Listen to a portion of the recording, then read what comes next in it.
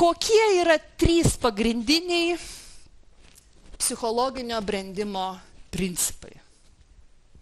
Aš remiuosi italų filosofo Antonijo Menegečiu. Jis labai gražiai įvardino 3.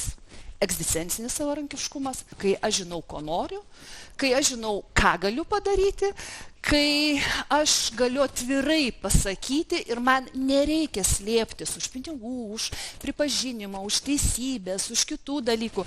Tiesiog aš žinau, kas aš esu ir kokia mano tapatybė. Antras yra emocinis savarankiškumas.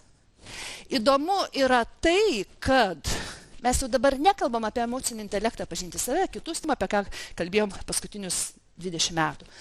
Emocinis intelektas ir vadyba vystosi ta linkme, kad suprasti, kokios elgsenos iš vaikystės tau neleidžia pasiekti norimo rezultato.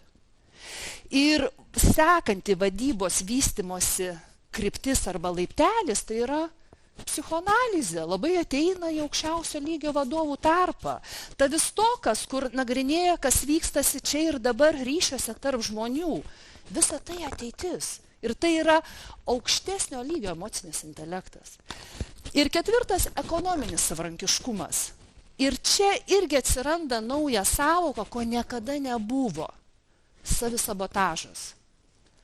Ar tu renkiesi turėti ekonominį tikslą, padaryti rezultatą, ar tu renkiesi gauti aplodismentų. Tai yra apie tai.